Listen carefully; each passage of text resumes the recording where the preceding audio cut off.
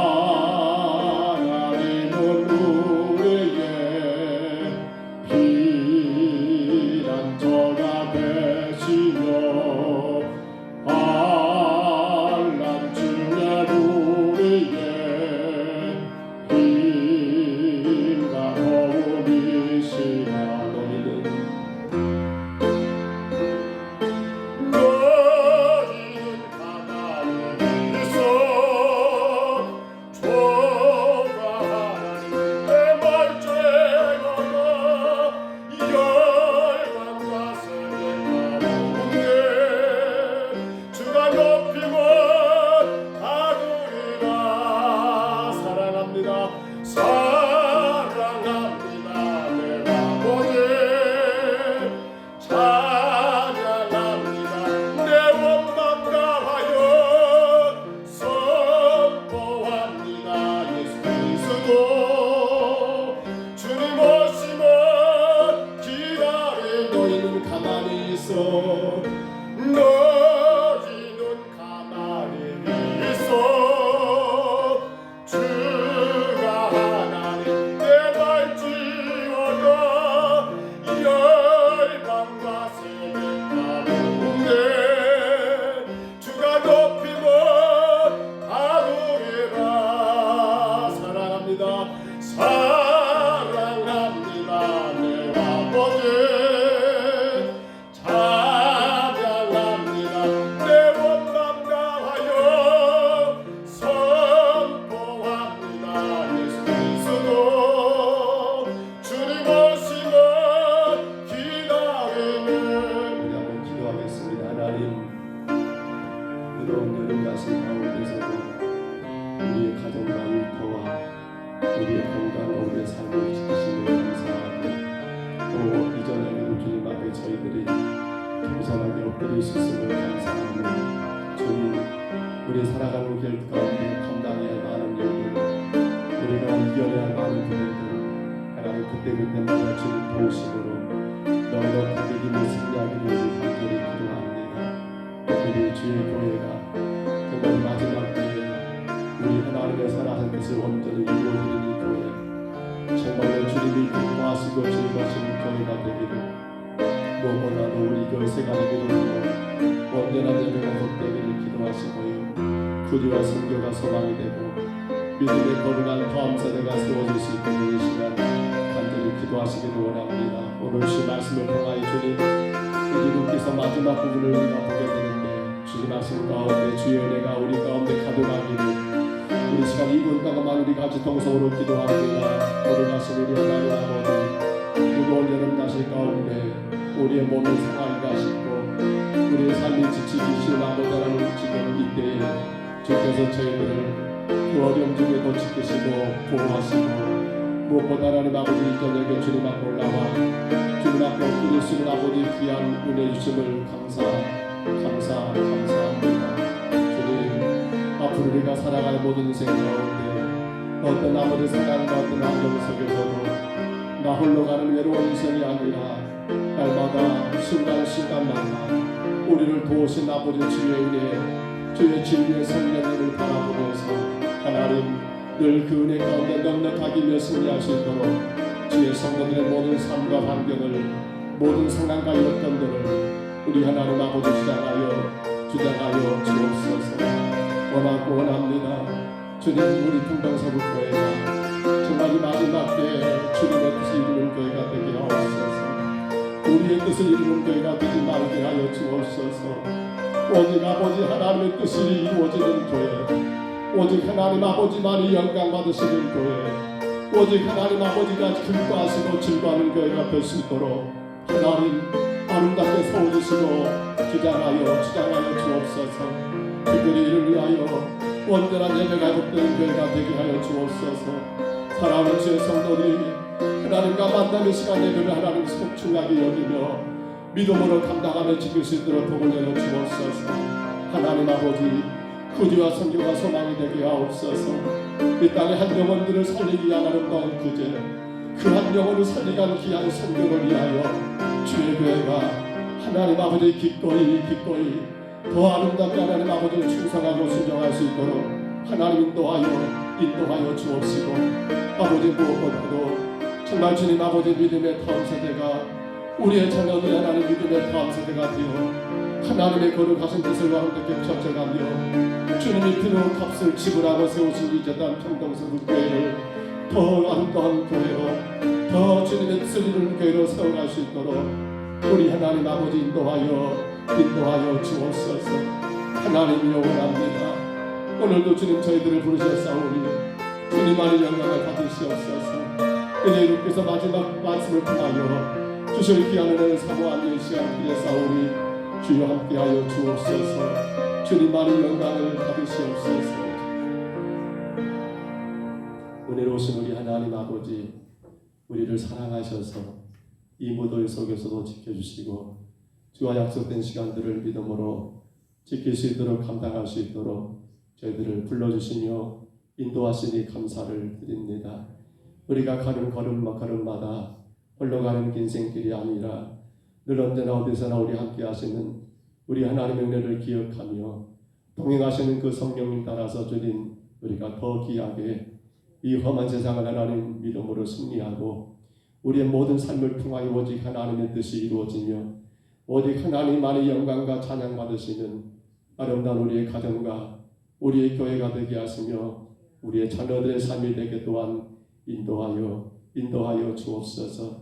몸된 주의 재단이 하나님 정말 하나님 예배가 회복되기를 원하고 구제와 아름다운 선교가 우리 교회의 소망이 되기를 원하며 아버지 믿음의 다음 세대가 바르게 세워져서 하나님 영원토록 주님 다시 오실 그때까지 이 재단 청정서북교회가 주의 복음의 아름다운 파수꾼으로 사명을 다하며 영원 구원의 귀한 사명을 힘차게 감당하며 더 아름답게 퍼져갈 수 있도록 주여 귀한 아버지 다음 세대들이 세워질 수 있도록 주여 복을 내리워 주옵소서.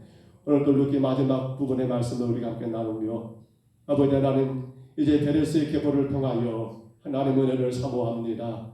말씀하여 주시고 깨닫게 해주시고 오직 하나님께만 영광과 찬송 올려드리는 복 있는 시간 되게 하여 주옵소서. 인도하심을 감사하옵고 예수님 이름으로 간절히 기도하옵나이다. 아멘. 우리 룻기서 마지막 4장입니다. 룻기서 4장 18절부터 22절까지 말씀.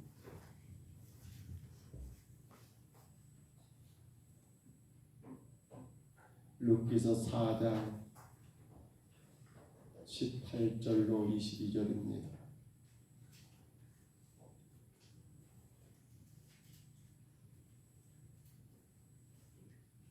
룻기서 4장 마지막 부분입니다. 18절부터 22절까지 말씀.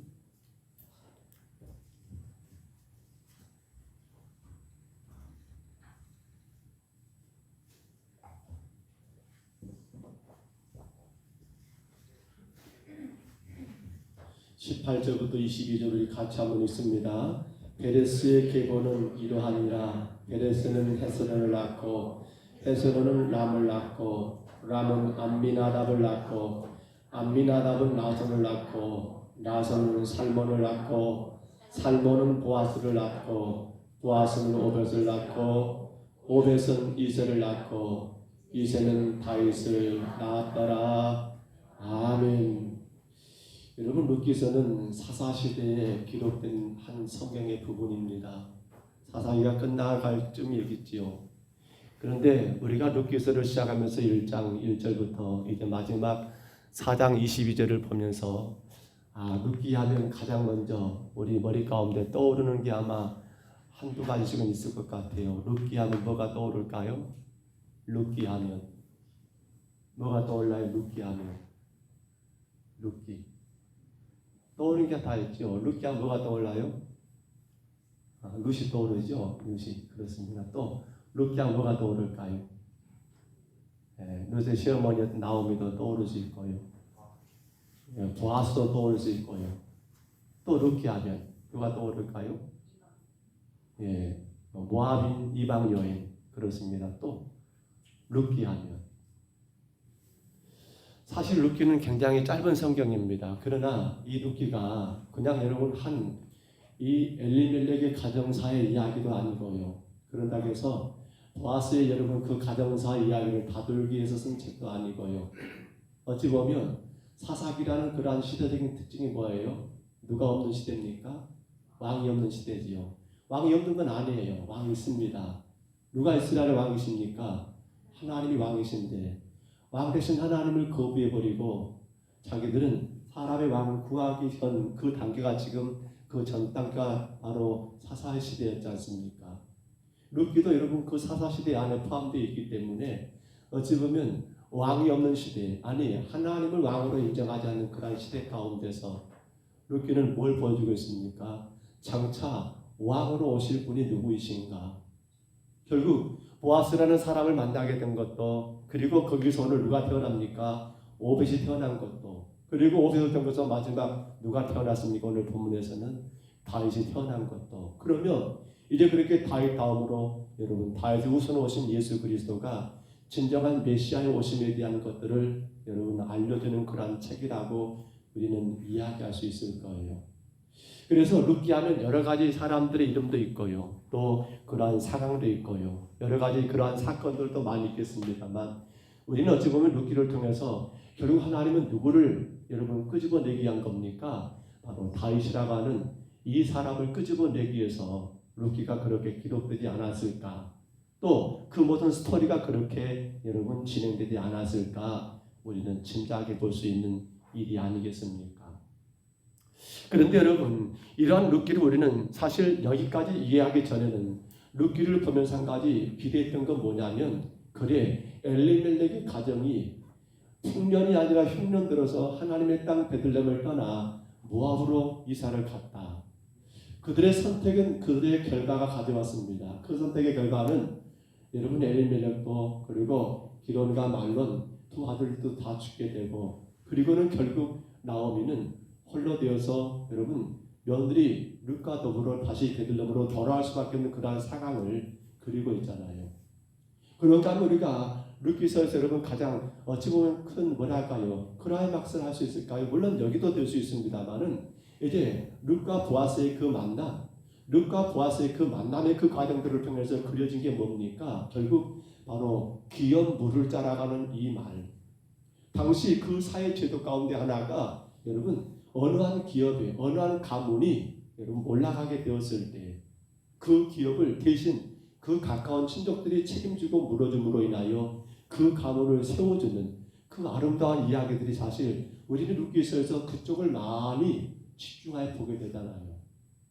또 기업 물은다는 그러한 개념도 있습니다만, 우리 흔히 말하는 계대 결혼이라고 말했습니다. 우리가 배웠을 때는 형사 치수제도지요. 그러니까 형이 여러분 아들이 없이 죽게 되면 동생의 그 형수를 취하여서 형의 아들을 낳아주는 거. 그러니까 첫째 아들을 낳게 되면 자기 가문의 아들이 아니라 바로 형의 아들이 되는 그러한 일들도 사실은 룻기서에서 우리가 조금 느낄 수 있는, 정말로 한 가문을 살리기 위해서 저렇게까지 아름다운 수고가 있고 희생이 있다는 것을 룻기서에서 보게 되지 않습니까?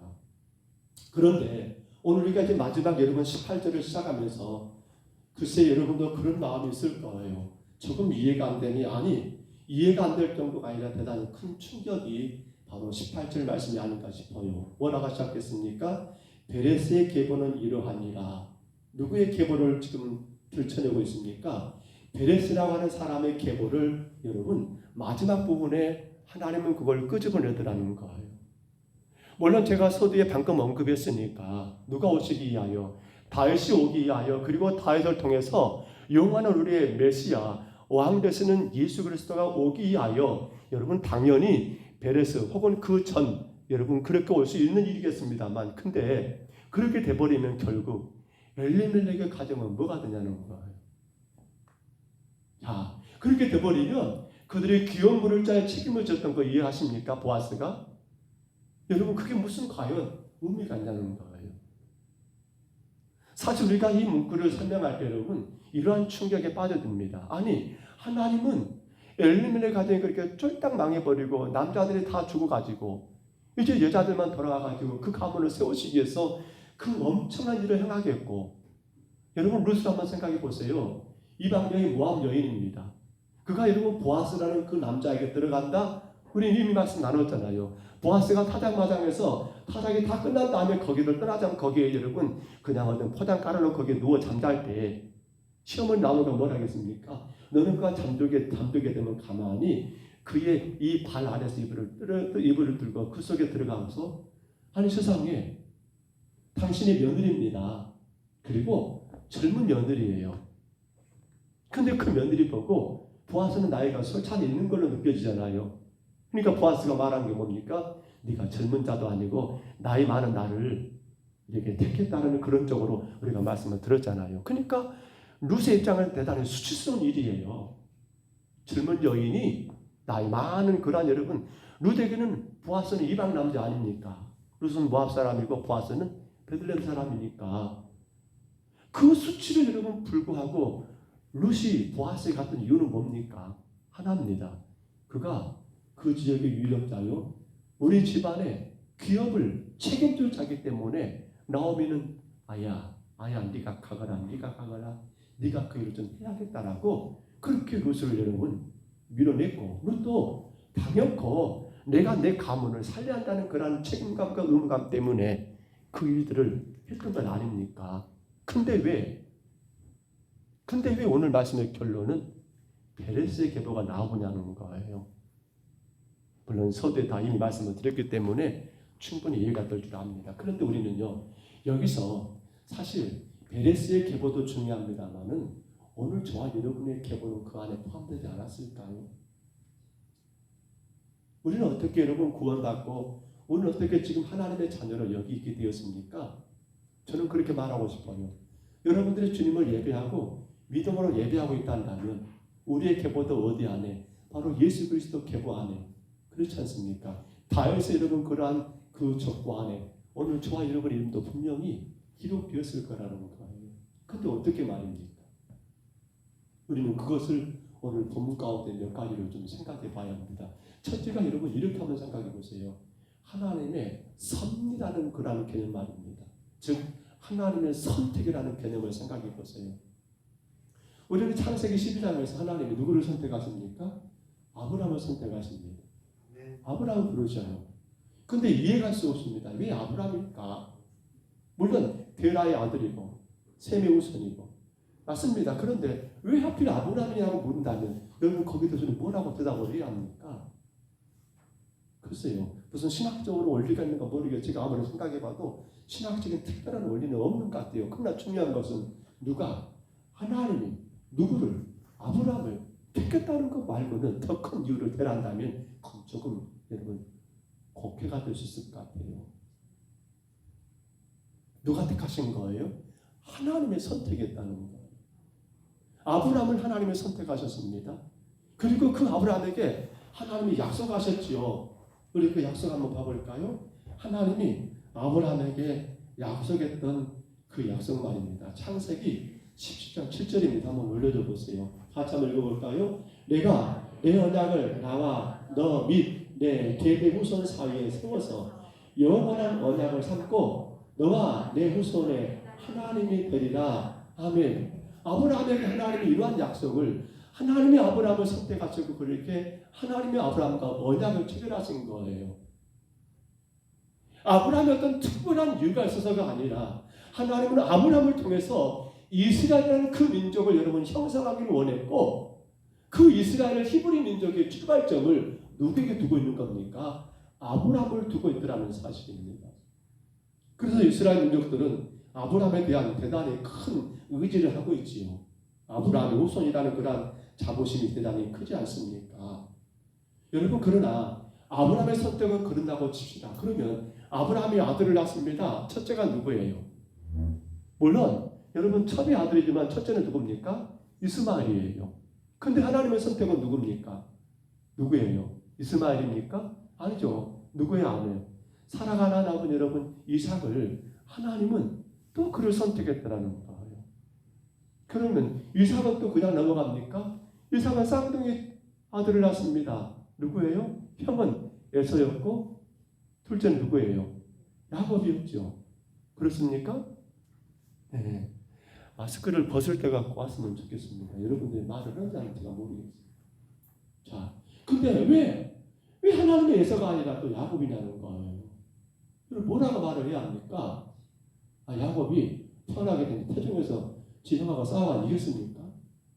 야곱이 형 에서가 나오니까 여러분 팔 뒤꿈치 잡고 나가 그러니까 하나님이 그래 네가 짜라 네가 해라 하고 그를 장작으로 주신 겁니까?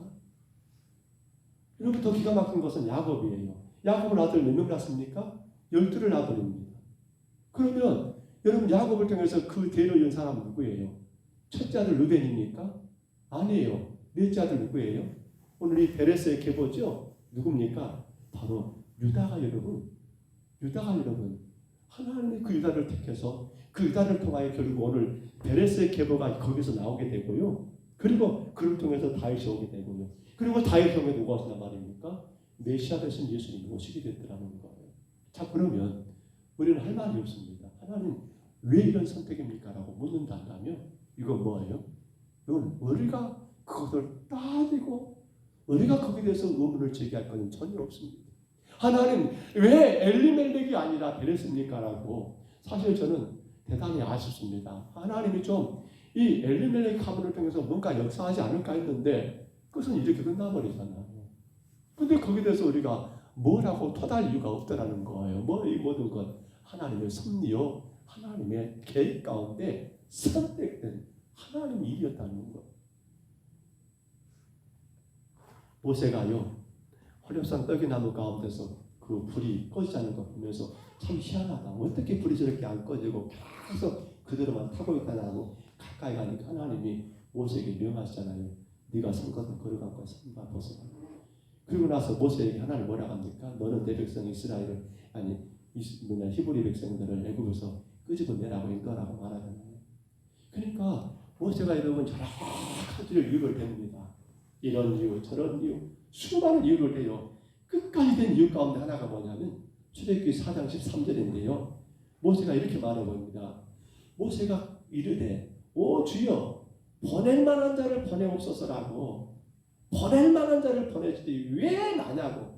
나는 말주변도 없고 나는 이것도 안 되고 나는 이것도 안 되니까 나중에 보니까 하나님 뭐라고 합니까? 화를 내버려요. 분노하시는 거예요. 네 형이 있지 않나 이놈아. 그가 말할 거야. 걱정하지 마라. 너 왜 그렇게 말이 많어? 내가 너를 택한 거야. 내가 너를 불렀고 내가 너에게 가라는데 왜 너 그렇게 말이 많어? 하나님 그렇게 모세를 향해서 분노하시더라고요. 근데 모세가 두 손 두 발 들고 알겠습니다. 천부 요지 없어서 근데 주님 명령을 따릅니다만 사랑하는 여러분 그렇습니다. 우리가 왜 베레스의 경우냐고 묻는다면 왜 하나님이 엘리멜렉을 시작해가지고 베레스로 끝나냐고 묻는다면 물론 거기에는 여러 가지 이유가 있을 수 있습니다. 가장 큰 것은 뭐예요? 하나님의 섭리였다는 사실. 하나님의 선택이었다는 것. 사실은요. 그렇기 때문에 우리가 여기서까지 전제되는 게 있어요. 오늘 저와 여러분도 마찬가지입니다. 우리가 지금 여기 있는 것, 제가 지금 여기 있는 것은 뭐예요? 하나님의 절대적인 섭리, 선택입니다. 저와 여러분이 무슨 이유 가운데 무슨 여러분 공로가 있어서 어떤 수고가 있어서 지금 이 자리에 있는 겁니까? 아니에요. 잊지 마셔야 합니다. 하나님의 절대적인 여러분 섭리 가운데 주님이 나를 택하신 것이 지금 저와 여러분이 이곳에서 주를 예배하고 주님의 영광 가운데 살아가고 있는 이유가 여기 있는 거예요. 그렇기 때문에 선택받은 자가 행복한 아무것도 없습니다. 다만 한 가지 나 같은 것을 주님이 택하여서 주의 도구로 써주신 것만도 감사하는 그 믿음밖에. 이 모든 것이 무엇이더라? 하나님의 은혜라는 것만 생각해야지요. 내가 좀 더 잘하는데 내가 저 사람보다 좀 더 나은데 내가 저 사람보다 이것도 잘하고 저것도 잘하는데 이건 여러분 선택받은 자가 할 말은 아닌 거예요. 감당하셔야 합니다. 주님이 여러분들을 선택하셨습니다. 주님이 여러분들을 선택하셨습니다. 여러분의 의지가 여러분의 결단으로 여러분의 주에 달려된 것이 아니라 전지전능하신 하나님께서 너무나 부족하고 모자란 저와 여러분을 당신의 백성으로 삼으셔서 택하셔서 부르셔서 지금 이곳에 있음을 믿으시기를 바랍니다.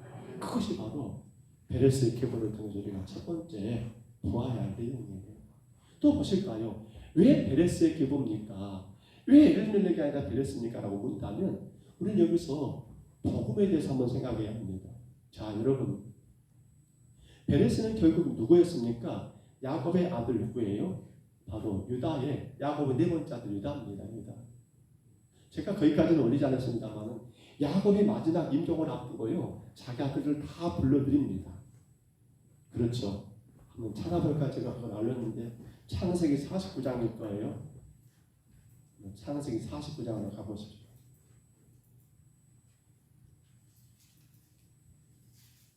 자, 불러 모았습니다. 그 가운데 3절 보니까 장자 르벤이 나오고요. 그리고 여러분 4절에 시몬 레이가 나오고요. 쭉 나오다가 어디 나갑니까? 8절 가보세요. 자, 8절에 보시면 창세기 49장입니다.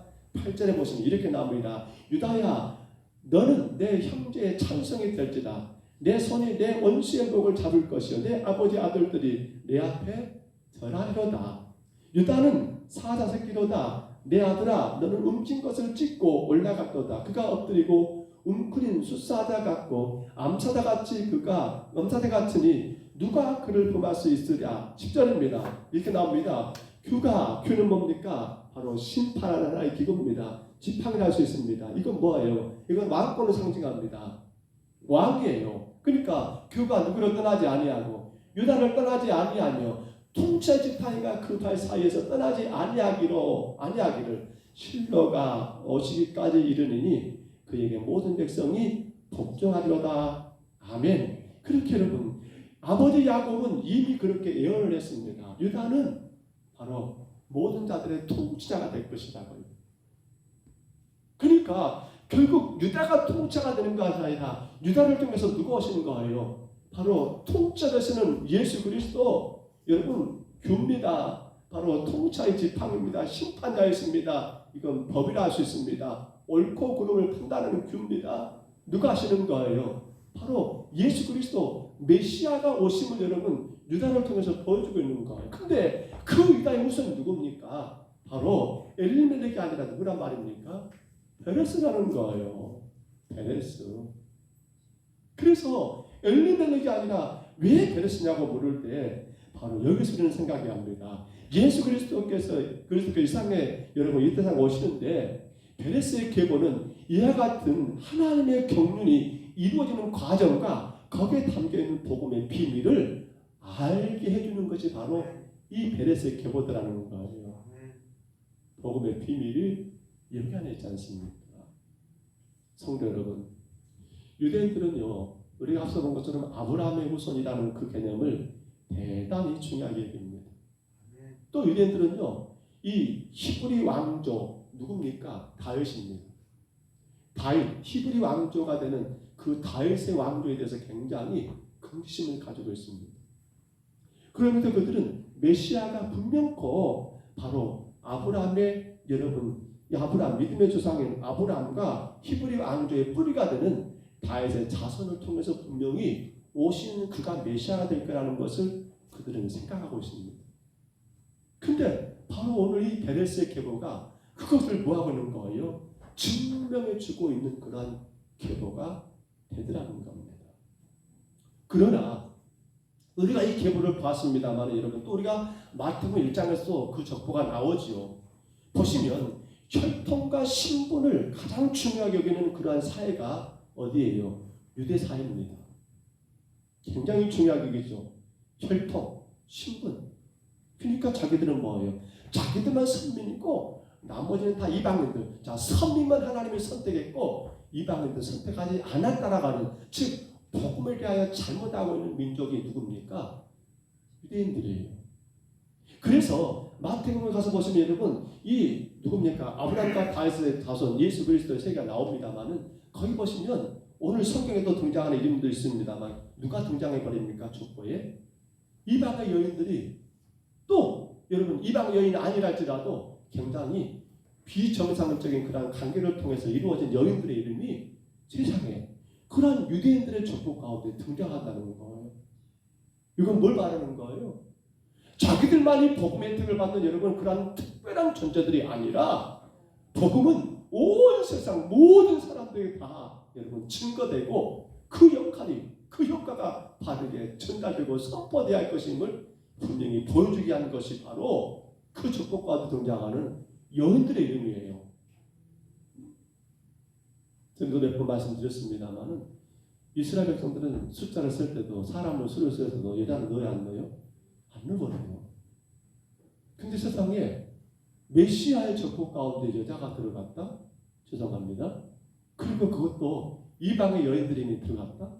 그리고 그것도 부정한 관계를 통해서 여러분 그런 관계가 됐던 여인들이 들어갔다? 이게 가능한 일입니까? 그들을 생각으로는 있을 수가 없는 일입니다. 그렇기 때문에 뭐예요? 바로 복음을 통한 하나님의 그러한 계보. 그러게 이 복음에는 여러분 누구는 되고 누구는 안 되고, 누구는 그 복음의 수혜자가 되고 누구는 수혜자가 안 되는 것이 아니라, 복음은요 남녀를 구분하지 않고, 복음은요 민족을 구분하지 않고, 복음은요 그 어느 시대를 구분하지 않고 여러분 여전히 동일하다는 겁니다. 그래서 로마서 1장 16절을 참고해 보시면요, 복음은 예수 안에서 유대인이나 헬라인이나 구별이 있다 없다, 구별이 없더라는 것입니다. 그 안에 로마서에 안 올렸어요? 여러분 구별이 없더라는 것입니다. 그래서 우리가 아시는 것처럼 예수님 십자가 달리실 때 양쪽 십자가에 두 강도들도 달리셨습니다.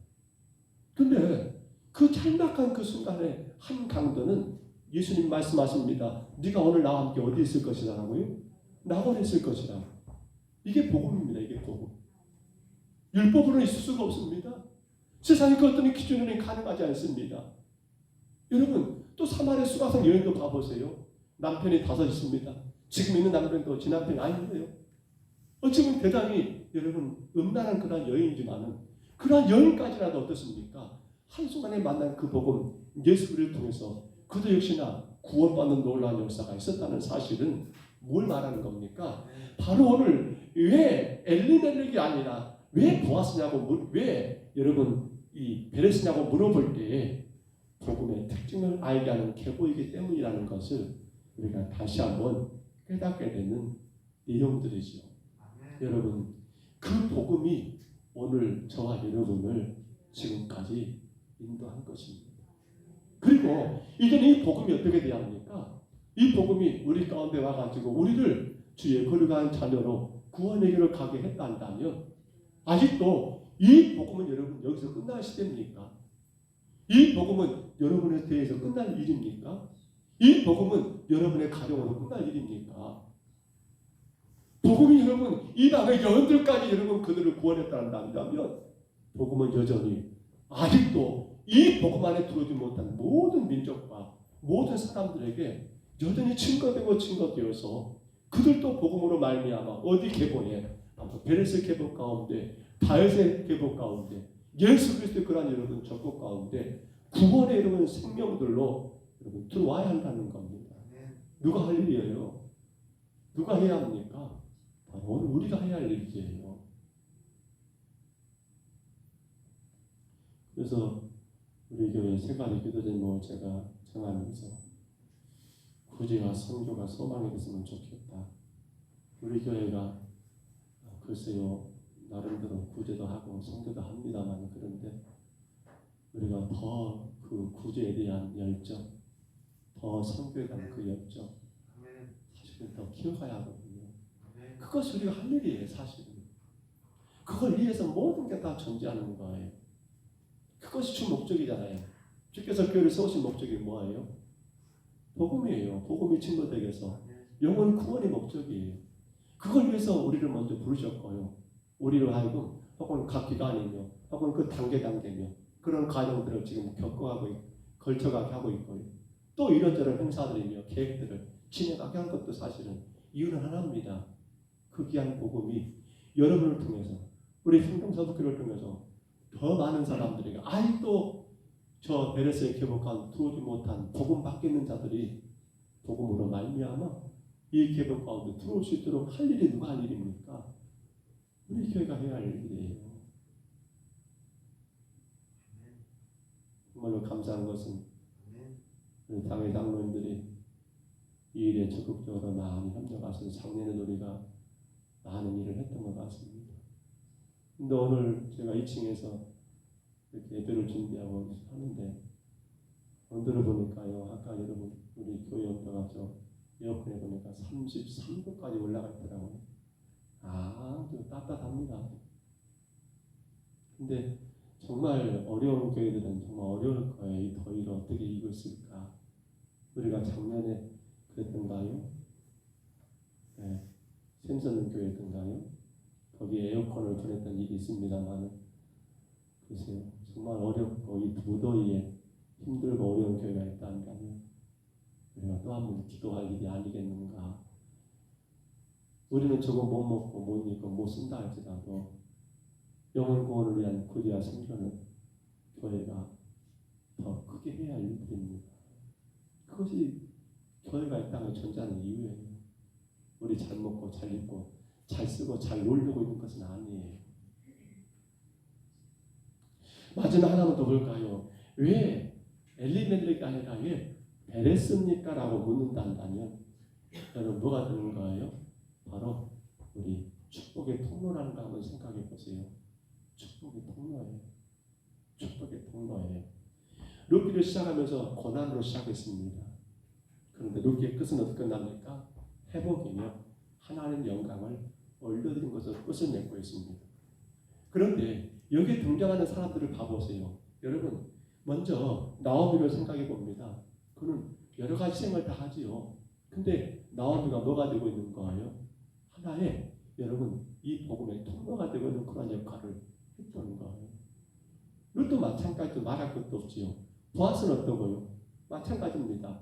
나오미나 룻이나 보아스나 이 사람들은요 어찌 보면 그들이 뭐 하는 겁니까? 모든 사람들에게 축복을 전해주는 그런 통로 역할을 감당했던 사람들이었다는 거예요. 그러면 베레스는 어떻게 등장하는 거예요? 아니 여러분 엘리멜렉은 어떻게 등장합니까? 엘리멜렉은 여러분 아무리 따져봐도 그가 축복의 통로였다는 것은 없어요. 오히려 안타까운 것은 빨리 그냥 여러분 죽어버립니다. 아니 더 안타까운 것은 흉년 들었다고 하나님의 땅을 떠나버린 그 자체가 어찌 보면 하나님은 이미 그에 대해서 선을 그어버리는 게 오르겠어요. 근데 베레스를 생각해 보세요. 그리고 베레스가 어떻게 태어납니까? 그의 아버지가 누구예요? 유다입니다. 유다. 근데 사실 그의 아버지가 유다가 맞습니까? 잘못하면 그의 할아버지가 되어버려요. 유다는. 왜 그래요? 바로 며느리 다말과의 관계 속에 태어난 애가 누굽니까? 베레스잖아요. 베레스. 유다에게는 세 아들이 있었습니다. 여러분 엘이 있습니다. 오난이 있습니다. 마지막 누구의 셋째가?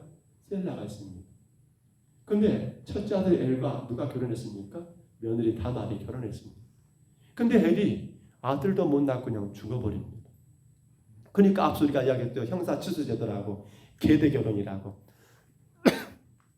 유다가 여러분 둘째 아들 오난을 누구에게 넣어줍니까? 바로 며느리 다말에게 여러분 줍니다.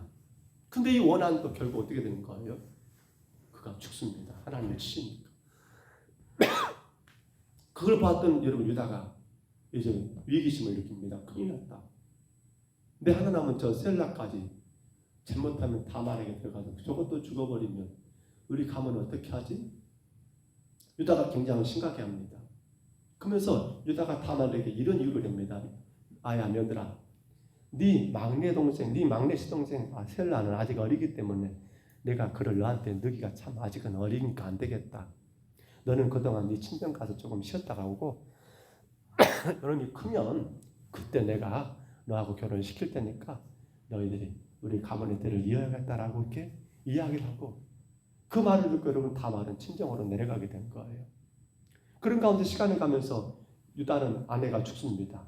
그리고 이 목축을 하는 가운데 여러분 여기저기 떠돌이를 하는데 너무 힘든 가운데서 그가 한 지역을 지나가고 있는데 때가 됐음에도 불구하고 아들 셀라가 컸는데도 넣어주지 않는 죽지 않는 그 시아버지 유다를 바라보면서 며느리 다말이 작정한 게 뭡니까? 길가의 창녀처럼 여러분 예쁘게 단장하고 의자에 앉아 있는 겁니다.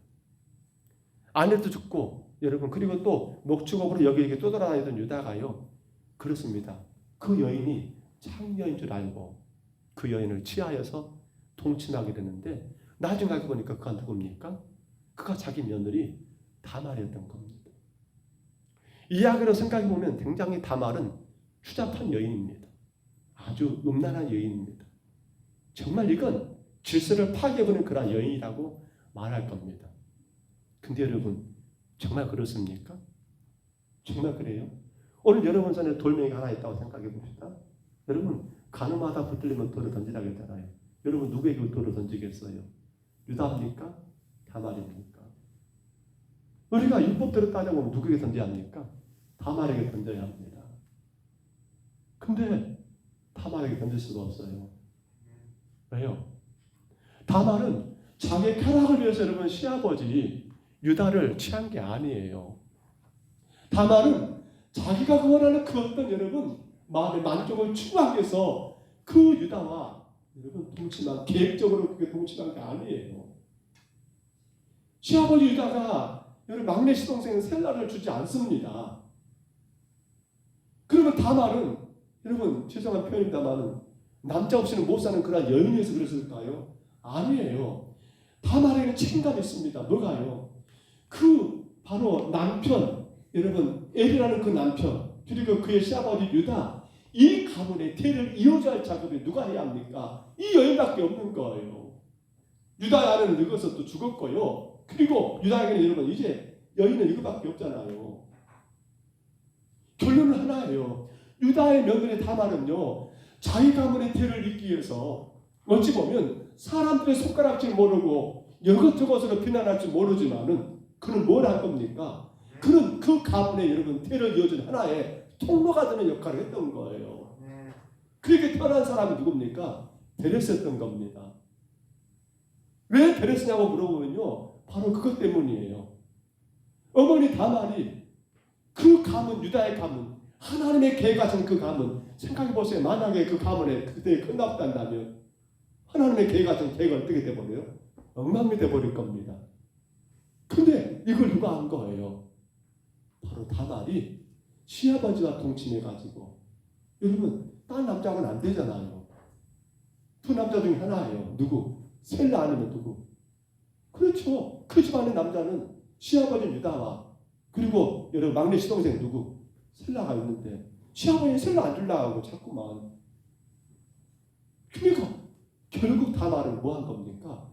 가문의 대를 이어가기 위해서 당신이 어떤 손가락질 하고 어떤 비난을 화살이 온다 할지라도 돌 맞은 가구까지 해가면서 그가 한 일이 뭡니까?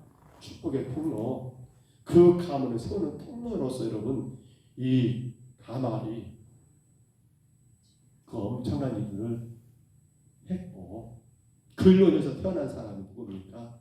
바로 베레스이기 때문에 엘리멜렉이 아니라 오늘 성경의 마지막은 바로 베레스의 계보라고 그렇게 등장하고 있는 것을 우리가 분명히 알게 되지 않습니까? 오늘 여러분 이제 우리가 그 통로가 되어야 하지 않겠습니까? 주께서 교회를 이곳에 세우실 때는 바로 우리 교회를 통해서 하나님의 놀라운 역사가 더 많이 있기를 원하시는 뜻이 있을 겁니다. 우리 교회는 뭐가 되어야 합니까? 이 지역의 축복의 통로가 되어야 합니다. 여러분은 마찬가지예요. 구원받은 성도는요, 바로 우리 주변의 모든 자들에게 뭐가 되는 거예요? 바로 축복의 통로가 되는 거예요. 그들은 누구의 계보에 속한 거예요? 저 베레스의 계보 아니다라고 분명히 우리는 믿게 되는 거죠. 말씀을 맺습니다. 오늘 여러분 이렇게 이제 우리는 룻기서 1장부터 4장에 이렇게 끝을 맺게 됩니다.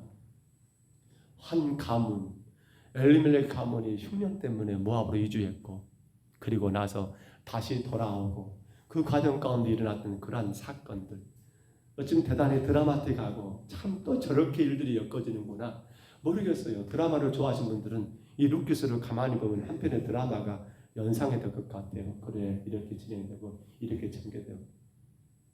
그런데 결론이 뭡니까? 전혀 생각과 다른 결과가 나와버리더라는 겁니다. 누구의 계보요? 베레스의 계보입니다. 간절히 바랍니다. 저와 여러분이 바로 하나님의 선택하심이 입은 베레스의 계보입니다. 저와 여러분이 복음으로 여러분 구원받은 저 베레스의 계보입니다. 저와 여러분이 뭐 하는 거예요? 이제는 축복의 통로가 되어서 어디요? 저 베레스의 계보 안에 있어야 하지 않겠습니까? 주께서 우리에게 이 사명을 허락하신 겁니다.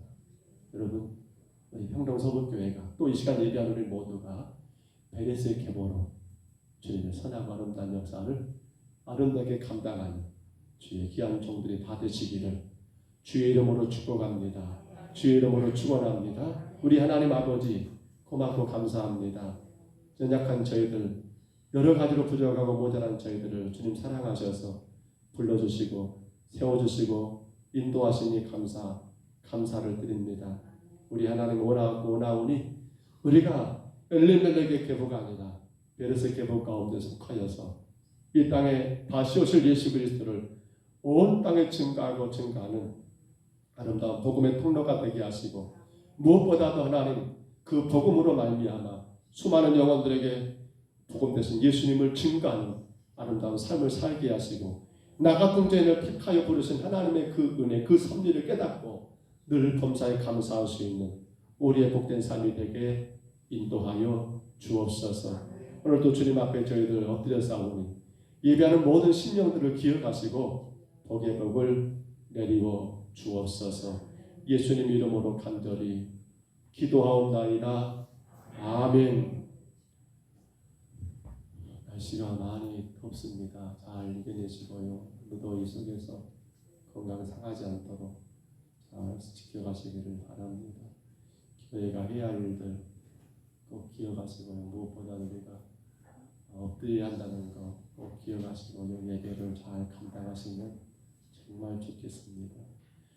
돌아오는 주 오후에는 이제 구역별 전도를 나갑니다. 너무 부담하지 마세요. 어떻게 해야 할까 막 고민하지 말고, 그러니까 화내 못하네, 절대 그러면 안 되고요. 우리 구역에 우리가 이런저런 가정들 꼭 가야겠다, 서운 가정들, 온 구역 식구들이 같이 기도하고 한번 찾아가는 거예요. 오후 예배, 마지막 오후 예배는 짧게 끝납니다. 가서 복음 전하고, 괜찮아요. 문전박대 당해도 뭐 당연한 거, 뻔한 거 아닙니까? 가면 올거니 어서 오십시오 하는 사람들 얼마나 있어요. 가서 또 전하고, 그들도 거부하면 그냥 전하고 오는 거죠. 기도하고. 그렇게 생각하시고요. 또 그런다고 해서 그냥 쉽게 생각해서 이거 그냥 그러면 안 되겠지만, 정말로 간절히 기도하고 교육 식구들이 함께 움직였으면 너무 좋겠어요. 그래서 교제가 되고 또 그런 시간들이 이어졌으면 참 좋겠다 생각이 듭니다. 교회 학교 교사들이 기획하시고요. 또한 기도하실 때 여러분, 이제 7월이 시작됩니다. 6월은 우리가 생명을 곧 예수 그리스도였습니다. 기독론이라고 합니다. 조직신학 가운데 우리가 기독론을 이야기했고요. 7월부터 8월, 9월, 8, 9 석 달은 이제 성령론으로 그렇게 진행이 됩니다. 예수님이 십자가에 죽으시고 떠나심으로 말미암아 누굴 버린다겠습니까? 보혜사 성령님을 버린다고 하지 않습니까? 그래서 7, 8, 9 석 달 동안은 성령님에 대한 성령론이라고 하죠. 조직신학 가운데 그 말씀을 제가 또 준비하고 전해하는데 많이 기도해 주세요. 잘 준비하고 바르게 전할 수 있도록 많이 기도해 주시기를 바랍니다. 참는 평 언제? 안 뺐어? 못 뺐어 아직? 붓기는 다 빠졌어요? 아니요. 그냥 가겠네. 이 더운데 그냥 병원은 시원하잖아. 에어컨 나오고 깝깝하겠다. 이렇게 내시고 얼른 뛰어야 할 건데 계획됐는가요? 언제는? 아직 붓기가 빠져봐야 하고 가만히 하는 것 같구만요. 오직 하겠다. 그래 기도해 주시고요. 강전에 권사님은 수원에 무슨 병원이? 우리 아무튼 수원에서 수술하시고, 그리고 이제 엄지발가락에 또 문제가 전부터 있었는데 허리가 워낙 통증이 커버리니까 엄지발가락 아픈 건 생각하지 못했는데 이게 좀 괜찮으니까 발가락이 이제 생각이 난가 봅니다. 그래서 발가락 아마 어딘가 전화 왔었더라고요. CT 찍고 그걸 할 수 있으면 한다라고 하시길래 그렇게 지금 치료 중에 있는 것 같습니다. 기도해 주시고요. 무더운 여름에 시설에 계시는 어르신들이 참 걱정입니다. 잘 이겨내시고 하나님의 또 평강 가운데 인도하셔야겠는데라는 생각을 많이 해봅니다. 기도해 주시기를 바랍니다. 우리 부모님들, 형제들 주 안에서 건강하게 이 여름을 잘 이길 수 있도록 많이 기도하시기를 바랍니다. 다른 거 알리실 거 있을까요? 주님 가르친 기도 예배를 드리겠습니다. 하늘에 계신 우리 아버지여, 이름이 거룩히 여김을 받으시오며 나라의 임하옵시며 뜻이 하늘에서 이룬 것 같이 땅에서도 이루어지이다. 오늘날 우리에게 일용할 양식을 주옵시고 우리가 우리에게 죄진 자를 사하여 준 것 같이 우리 죄를 사하여 주옵시고 우리를 시험에 들게 하지 마옵시고 다만 악에서 구하옵소서. 대개 나라와 권세와 영광 이 아버지께 영원히 있사옵나이다. 아멘.